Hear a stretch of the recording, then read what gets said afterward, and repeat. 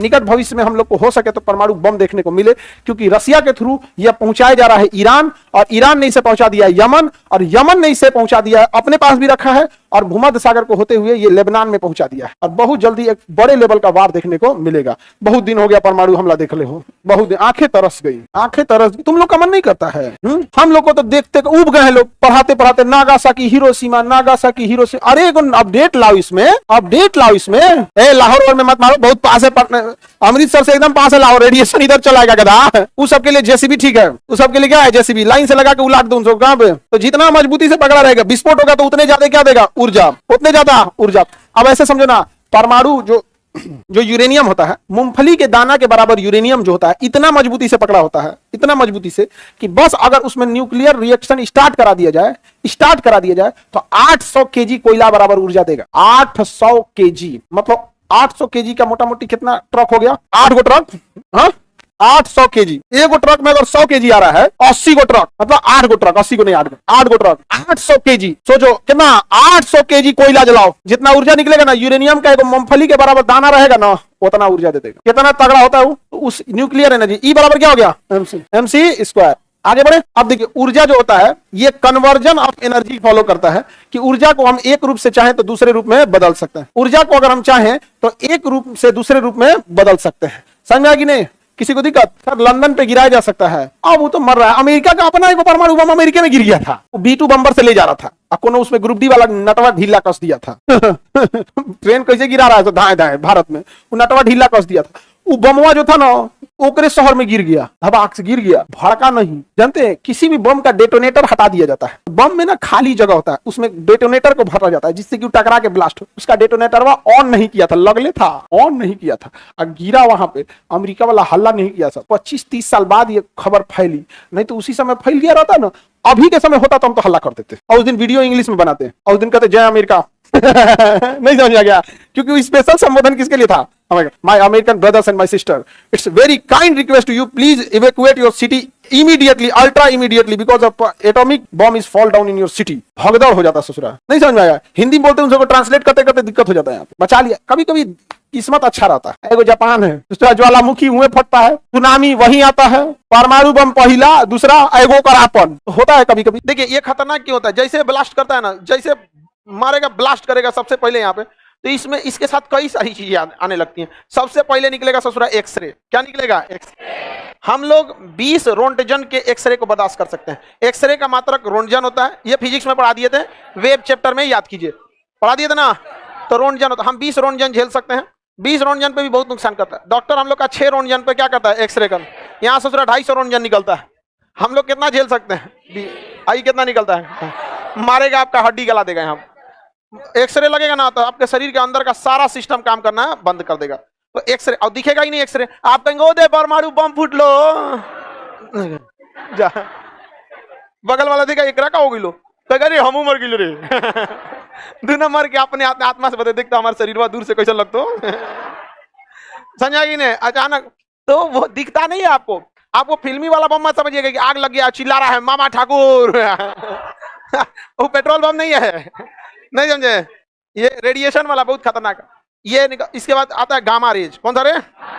Gamma ray. आपको पता है शरीर में सबसे गहराई तक कौन जाती है? कौन रे?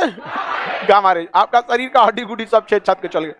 आदमी उठाना पड़ता है इसे छाइटी में, जैसे गोबर उठाता है आदमी। चलो चचा, पूरा खत्म कर देता है मार और के परमाणु बम। अच्छा, इनकी गति भी देखिए प्रकाश की चाल से। आपको पता है एक्सरे प्रकाश की चाल से चलता है। टॉर्च जलाने में कितना टाइम लगता है? फटाक से जलाएं, पहुंच गया 1 सेकंड में 3 लाख किलोमीटर। समझ में आ गया कि नहीं गया? और गामा रेज की भी गति प्रकाश के बराबर। यही 2 मेन तबाही मचाते हैं।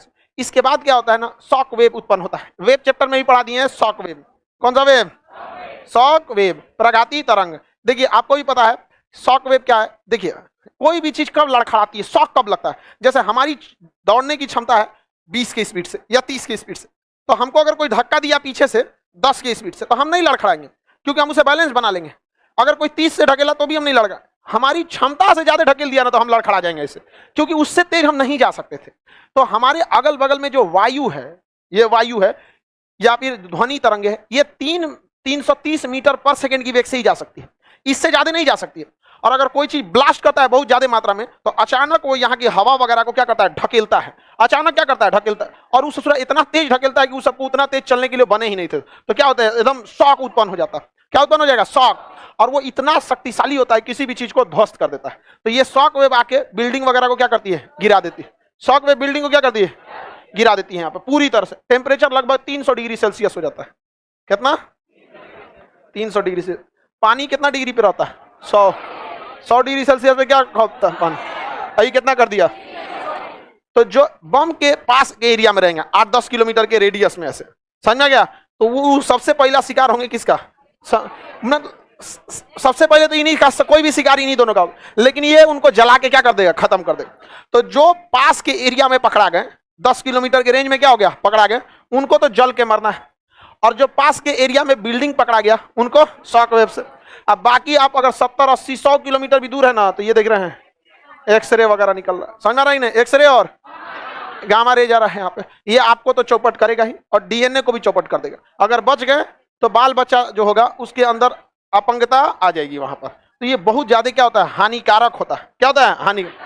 हमेशा इसे क्या किया जाता है, कंट्रोल इन्वायरमेंट में क्या बनाया जाता है, बिजली बनाया जाता है। कंट्रोल इन्वायरमेंट में क्या बनाया जाता है, बिजली। 1986 में यूक्रेन में एक जगह था बिजली घर, जिसका नाम था चेर्नोबिल। चेर्नोबिल जो जगह था, इसमें क्या बन रहा था, कंट्रोल्ड इन्वायरमेंट में बिजली। अचानक वहां प्रेशर बढ़ गया और वो बिजली क्या गया, ब्लास्ट कर गया। जैसे ब्लास्ट किया बस वो क्या हो गया, अनकंट्रोल। और जैसा अनकंट्रोल हुआ क्या बन गया, परमाणु बम। अब परमाणु बम बना तो वहां क्या निकला, एक्सरे, और क्या वहां गामा और शॉक।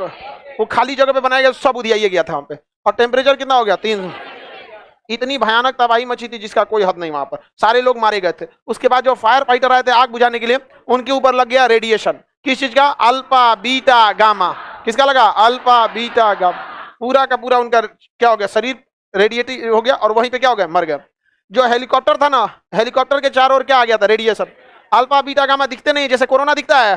अब हमारे हाथ में कोरोना रहेगा, दिखेगा। अब हाथ में कोरोना दिखबे नहीं करेगा, किसी को छू देंगे तो हो जाएगा कोरोना। वैसे ही रेडिएशन भी दिखता नहीं है, और लेकिन वो रेडिएटिव हो जाता है। तो बाद में क्या किया गया, उस एरिया में जितना ट्रक, गाड़ी, जहाज, हेलीकॉप्टर, पत्रकार, कैमरा सहित पत्रकार को दफना दिया गया। अंदर कुचा कचा खींचते रहो।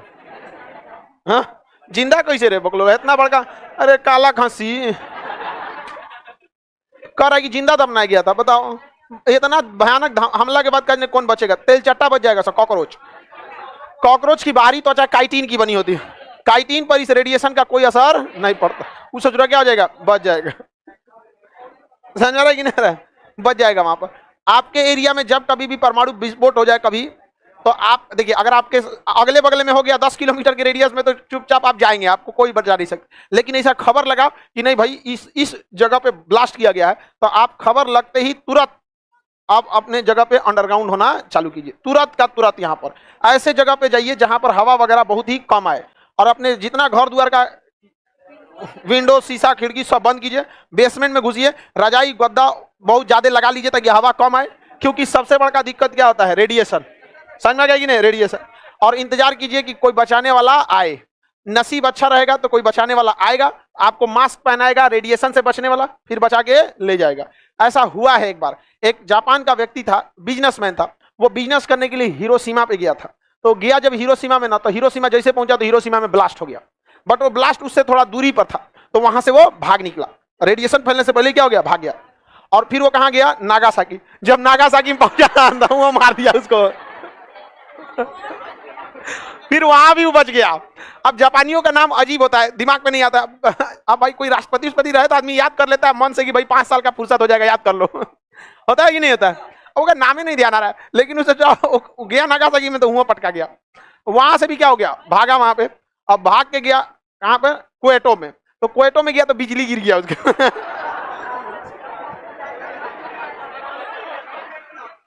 अब फिर उसमें भी ससुरा बच गया वो। फिर वो मरा था अपनी मौत से। इसको कहा जाता है नसीब। समझ आ गया कि नहीं आएगा। कभी कभी यमराज भी छुट्टी पे रहते हैं।